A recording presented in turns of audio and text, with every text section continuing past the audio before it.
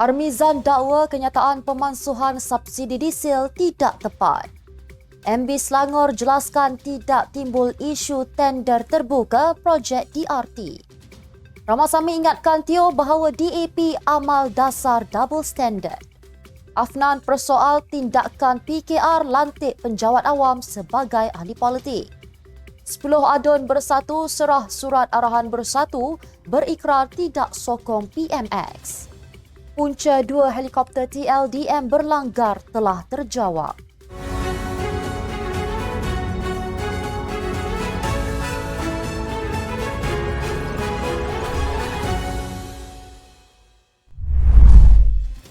Bismillahirrahmanirrahim. Assalamualaikum dan salam Malaysia Madani. Bersama saya Mirakilah dalam Next Step News edisi petang 30 Mei 2024 bersamaan 22 Zulkaidah 1445 Hijrah. Sebelum itu jangan lupa untuk subscribe YouTube Next Step TV dan follow Facebook Next Step Malaysia.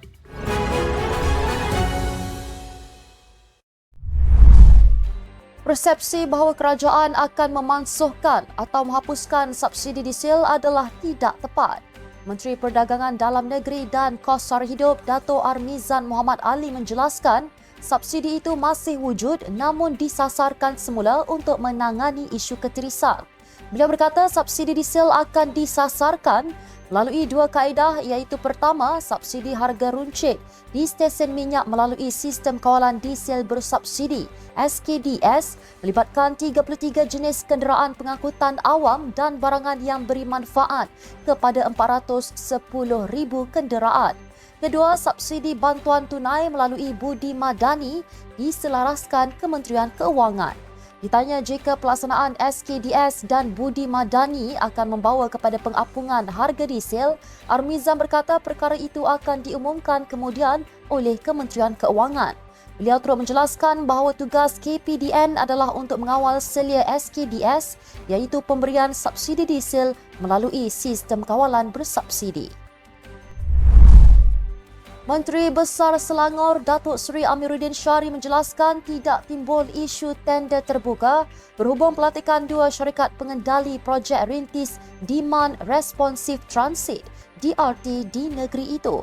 Amiruddin berkata proses kelulusan dibuat selepas pertimbangan dan rujukan daripada Agensi Pengangkutan Awam dan Darat APAD yang memaklumkan hanya dua syarikat berkenaan telah diberikan kebenaran proof of concept. Beliau berkata ia cuba dikelirukan oleh mereka yang ingin mengambil kesempatan atau menimbulkan isu yang tidak timbul. Beliau mengulas berhubung isu pelantikan Asia Mobility Technologies Sdn Bhd milik suami Menteri Belia dan Sukan, Hannah Yoh pada sidang akhbar kejohanan golf junior antarabangsa Selangor dan PKNS Selangor Masters di Kelab Seri Selangor.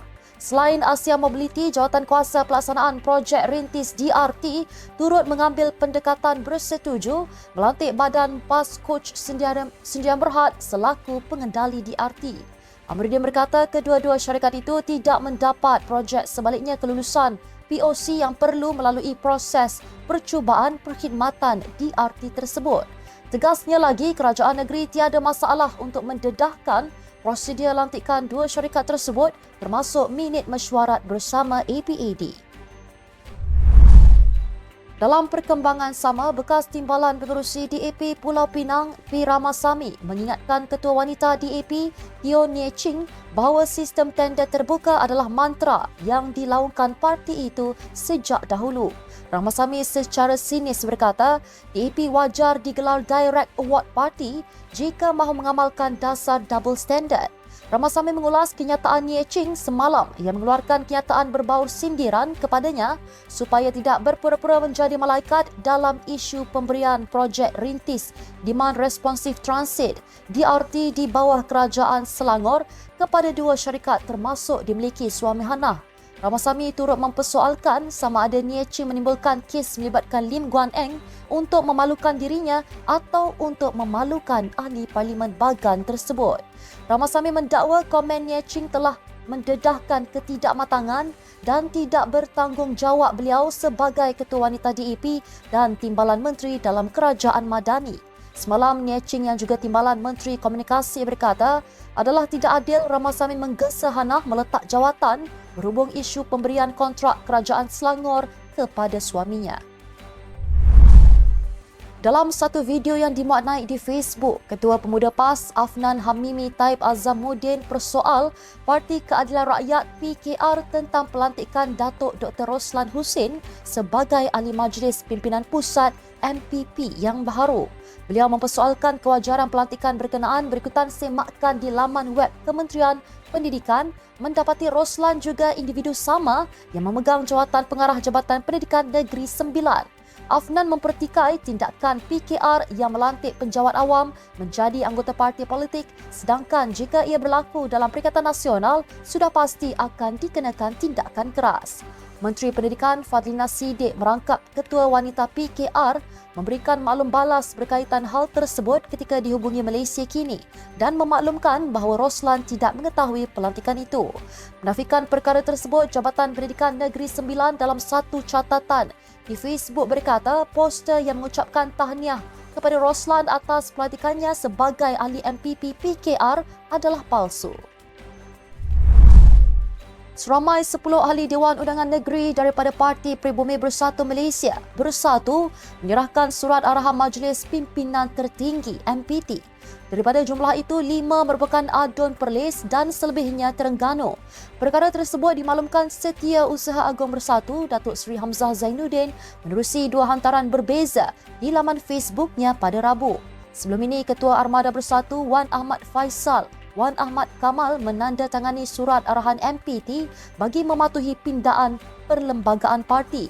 Beliau yang juga ahli Parlimen Machang itu berkata surat arahan tersebut adalah untuk menghalang mana-mana ahli daripada menyokong Perdana Menteri Datuk Seri Anwar Ibrahim.